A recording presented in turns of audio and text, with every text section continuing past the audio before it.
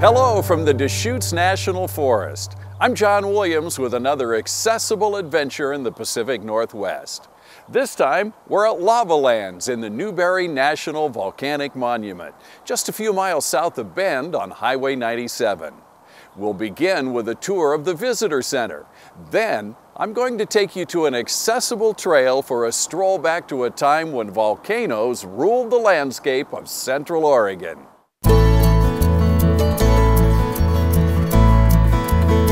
Just look for the Lava Land sign and take the easy access off the freeway. You'll find this facility very accessible from the visitor drop-off area, convenient parking, paved trails, and a large accessible restroom. Come on, let's head inside the Visitor Center. The Visitor Center will prepare you for an adventure that spans thousands of years when mountains were being created and lava was flowing. The monument and caldera were named in honor of Dr. John Newberry, a well-known scientist that surveyed this area in the latter part of the 19th century. Several sites in the area are named after Chief Paulina, a well-known leader of a northern Paiute group that lived in the Central Oregon area. Learn about the history, the geology, and much more with displays and hands-on exhibits. U.S. Forest Service rangers are on hand to familiarize us to the monument with this 3D topographic map and answer questions before heading out for a close-up view of the power of Mother Nature. I'm anxious to get outside and take a hike on the lava flow. First though, a little education with a U.S. Forest Service interpretive talk.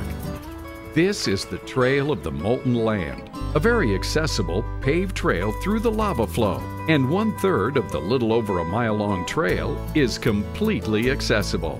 There are plenty of interpretive signs that include interesting information about your trip through time. The area we're hiking through hasn't changed for thousands of years. The Forest Service works hard to keep it that way for years to come. As the sign says, we've come to the end of the accessible portion of the pathway. Now the trail does continue, and it's paved, but it's steep and bumpy. I wouldn't recommend it in a wheelchair.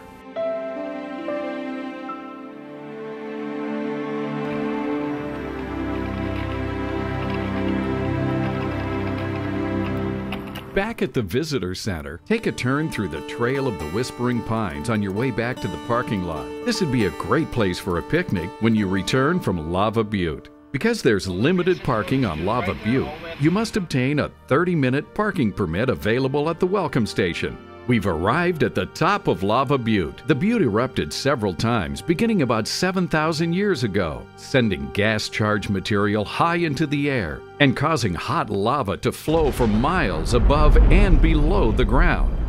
Several accessible interpretive panels near the parking area will help explain the surrounding features.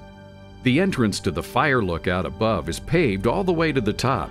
I found it way too steep to negotiate in my wheelchair. From here, it's easy to see how Lava Butte and Newberry Volcano shaped this part of the high desert.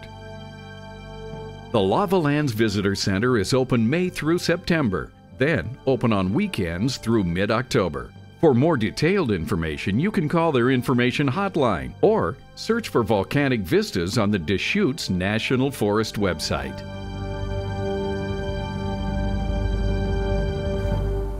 The Newberry National Volcanic Monument is 56,000 acres, so we've just barely scratched the surface of all the things there are to do and see here. The friendly folks of the U.S. Forest Service and their nonprofit partners Discover Your Forest can help you decide what to see next.